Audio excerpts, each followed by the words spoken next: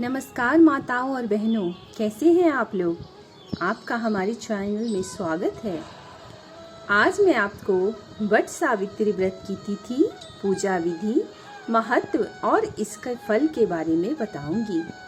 यह व्रत सौभाग्यवती महिलाएं धन, संतान की प्राप्ति और पति की स्वास्थ्य के लिए और उसकी दीर्घायु की कामना से करती हैं। तो सबसे पहले मैं आपको बताऊंगी कि इस व्रत को इस वर्ष 2021 में किस दिन किया जा रहा है। इस वर्ष यह व्रत 10 तारीख को जून में 10 जून को बृहस्पतिवार के दिन किया जा रहा है, क्योंकि इसी दिन अमावस्या तिथि प्रारंभ हो रही है। इस दिन पुरानी मान्यता के अनुसार सावित्री द्वारा इस व्रत को अपने पति की लंबी आयु के लिए किया गया था। मैं आपको वट सावित्री की कथा भी सुनाऊंगी, पर इससे पहले मैं आपको पूजा की विधि बताती हूँ। वैसे तो इसे सुहागने बहनें एक साथ मिलकर वट के वृक्ष के नीचे करती हैं, पर इस कोरोना काल में आप अपने घर की महिलाओं, माँ, बहन, भाभी या अगर ससुराल में है तो सास, देवरानी, ननद, जेठानी के साथ कर सकती हैं। जो बहनें घर से दूर रहती हैं, अकेले हैं, वे इसे घर पर ही करें। तो इस व्रत को करने वाली महिलाएं इस व्रत के एक दिन पहले जल्दी उठकर नहाकर सूर्य देवता को जरूर जल चढ़ावें। इस दिन शुद्ध शाकाहारी भोजन ही करें। वैसे तो कई जगहों पर इस व्रत को 3 दिनों तक किया जाता है।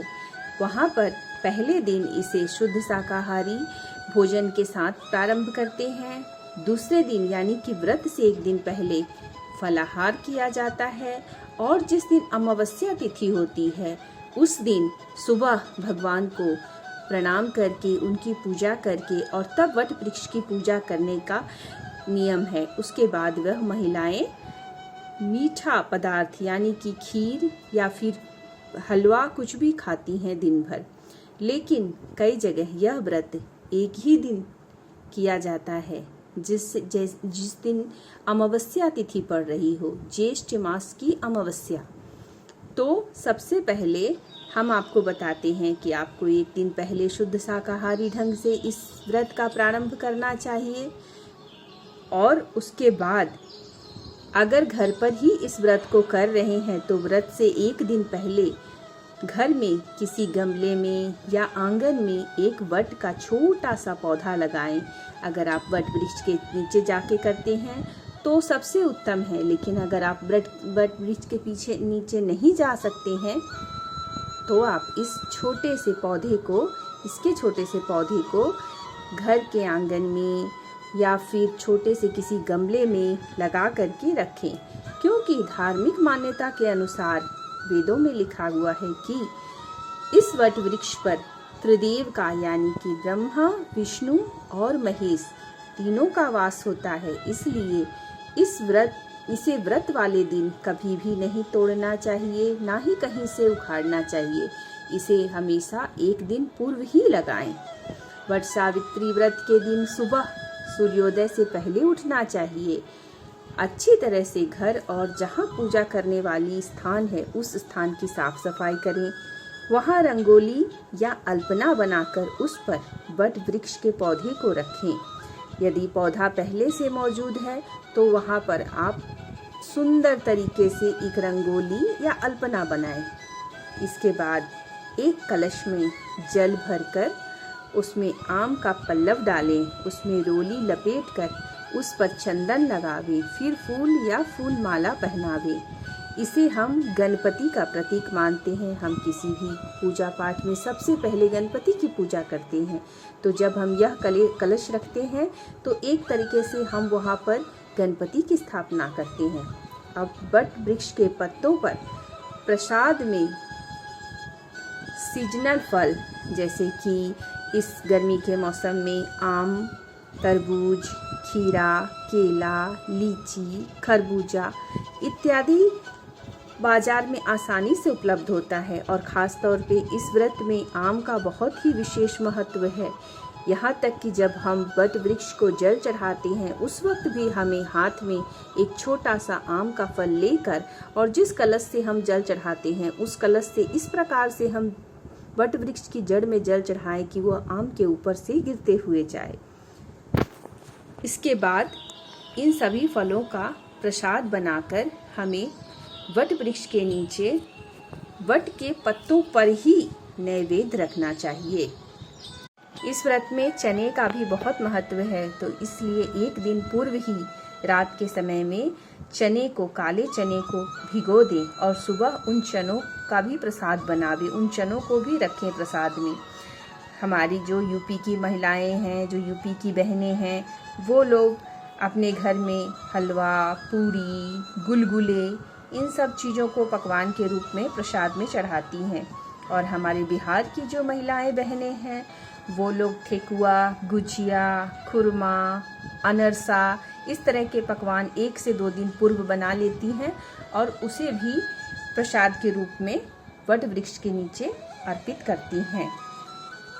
प्रसाद को 4 से 5 जगह रखना चाहिए, जैसे कि सबसे पहले कलश के लिए एक प्रसाद, गौरी के लिए, गणेश के लिए एक प्रसाद वट वृक्ष के लिए, 2 जगह नैवेद्य हम रखेंगे सत्यवान और सावित्री के लिए। इसके अलावा नाग नागिन के लिए भी वहाँ पर प्रसाद रखा जाता है। मान्यता है कि उस प्रसाद को नाग और नागिन भी ग्रहण करते हैं। हमें छोटे से एक कलश में दूध और एक कलश में लावा भी चढ़ाना चाहिए।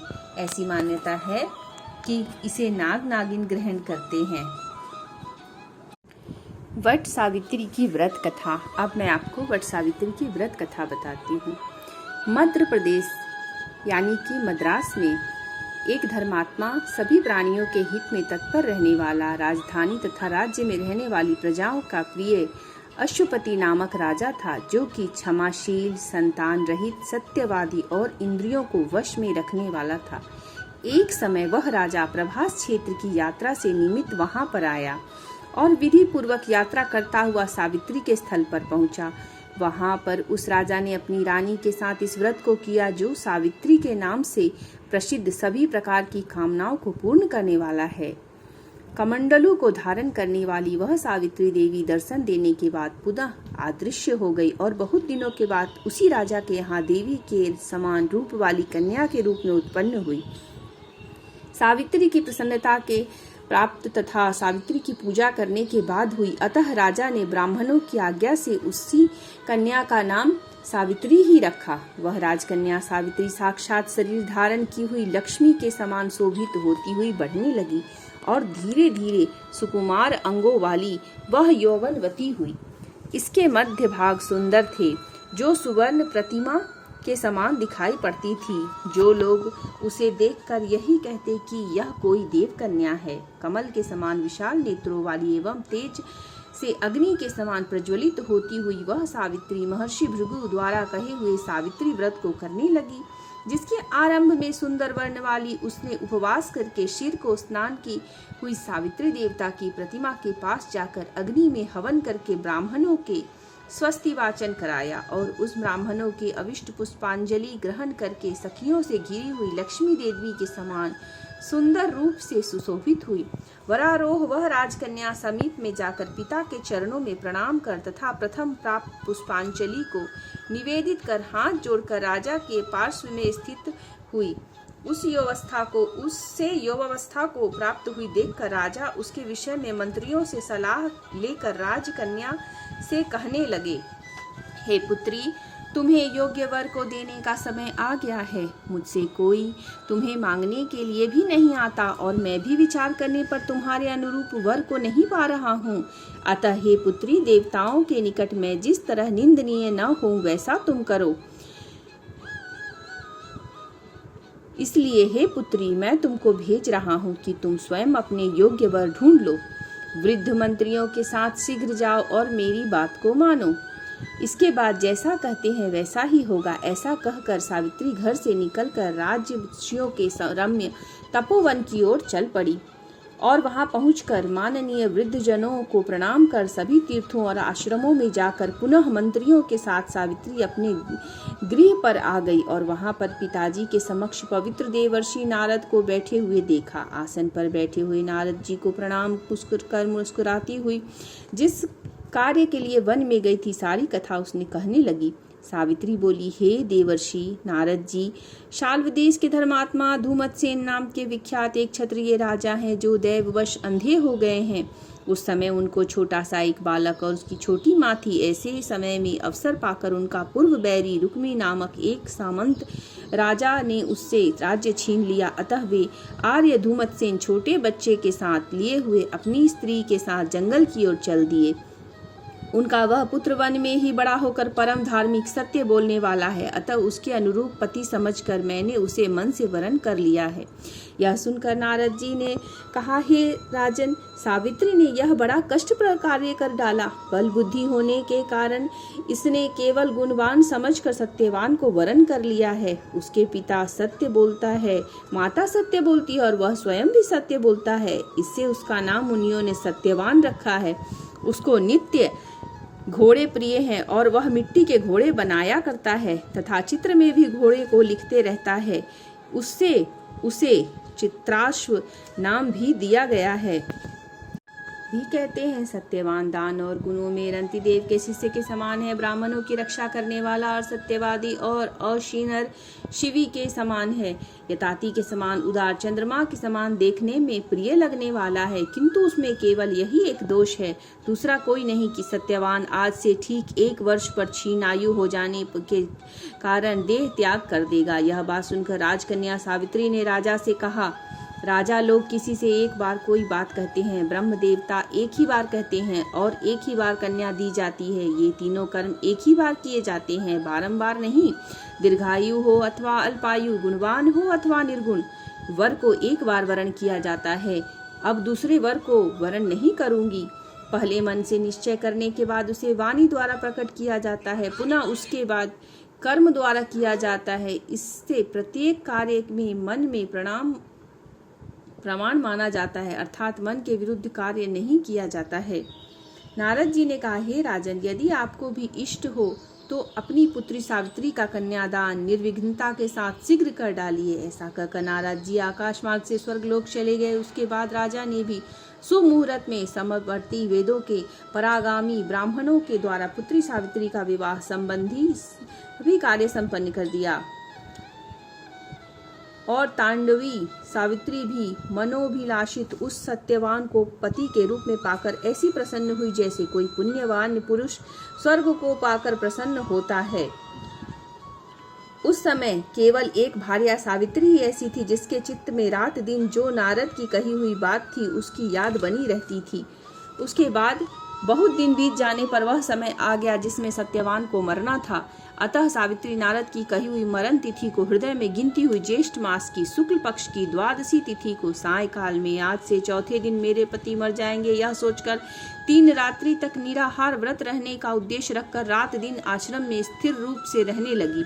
इसके बाद 3 रात्रि बीत जाने पर प्रातः काल स्नान कर देवताओं का तर्पण करने के बाद चारु हासिनी सावित्री ने सास ससुर का पाद वंदन किया। इसके बाद वह कुल्हाड़ी लेकर सत्यवान जंगल की ओर चला। तब जाते हुए अपने पति के पीछे पीछे सावित्री भी चली। वन में पहुंचकर सत्यवान जल्दी ही फल, पुष्प, समिधा और कुशा तथा सूखी लकड़ियों को इकट्ठा करने के लिए बनाने लगा। लकड़ियों को काटते काटते उसके सिर में पीड़ा होने लगी, जिससे उस कार्य को छोड़कर वट वृक्ष की एक शाखा पर सहारा लेकर सावित्री से कहने लगा, हे सुंदरी, सिर की वेदना मुझे दुख दे रही है, अतः मैं तुम्हारी गोद में क्षण भर सोना चाहता हूँ। सावित्री ने दुखित होकर कहा, हे महाबलो, आप विश्राम करें, पीछे हम श्रम को दूर करने वाले आश्रम को चलेंगे। जैसे ही पृथ्वी पर बैठी हुई सावित्री ने सत्यवान के सिर को अपनी गोद में रखा, वैसे ही उसे कृष्णामृषित पिंगल वर्ण वाले किरीटधारी पीठ वस्त्र पहने हुए साक्षात सूर्य के समान उदित हुए पुरुष को देखा। उसे देखकर सावित्री प्रणाम कर मधुर वचनों में उससे कहने लगी, आप देवताओं अथवा दैत्यों में से कौन है जो मुझे धर्मच्युत करने के लिए यहाँ आए हैं? मुझे अपने धर्म से अलग करने के लिए कोई समर्थ नहीं है, क्योंकि हे पुरुष श्रेष्ठ, मुझे धधकती आग की लपट के समान ही समझिए।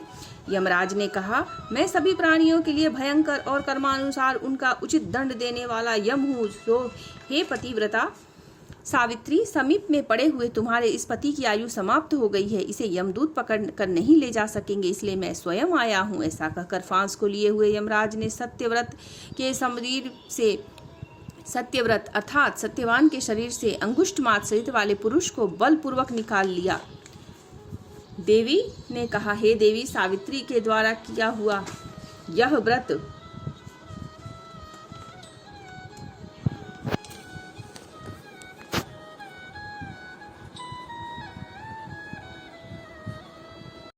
इसके बाद पितृगण से सेवित यमपुरी की मार्ग की ओर चलना शुरू किया तो वरारोह सावित्री भी उनके पीछे पीछे चली।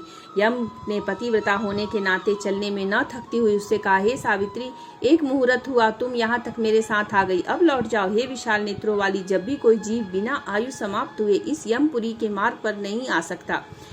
सावित्री ने कहा, आप जैसे विशिष्ट पुरुष के साथ पति का अनुगमन करती हुई मुझे कभी भी श्रेय या ग्लानि नहीं हो सकती। सज्जनों की गति एकमात्र सज्जन ही है, दूसरा नहीं। इसी प्रकार स्त्रियों की गति उसका पति, वर्णाश्रमों की गति वेद और शिष्यों की गति गुरु है। इसी पृथ्वी तल में सभी प्राणियों के लिए स्थान है, किंतु स्त्रियों के लिए तो एकमात्र पति के अलावा और कोई भी स्थान नहीं है। इस प्रकार के धर्म तथा अर्थ से भरे हुए सुंदर मधुर अन्य वाक्यों से भी सूर्यपुत्र ने प्रसन्न होकर सावित्री से बात कही। यमराज ने कहा, हे भागिनी, मैं तुम पर प्रसन्न हूँ, तुम्हारा कल्याण हो, तुम मुझसे वर मांगो। सावित्री ने भी विनय से सिर झुकाकर अपने लिए राज्य पाने का वर मांगा और अपने महात्मा ससुर के लिए देखने की शक्ति पाने के साथ साथ पुनः राज्य प्राप्ति एवं अपने पिता के लिए 100 पुत्रों की तथा अपने लिए भी 100 पुत्रों की एवं सौभाग्य की प्राप्ति के लिए वर मांगा तथा पति के लिए पुनर्जीवन दान एवं निरंतर धर्म की सिद्धि प्राप्त करने का वरदान मांगा। इस प्रकार वर मांगने पर धर्मराज ने भी उससे अभिष्ट वर प्रदान कर वापस किया।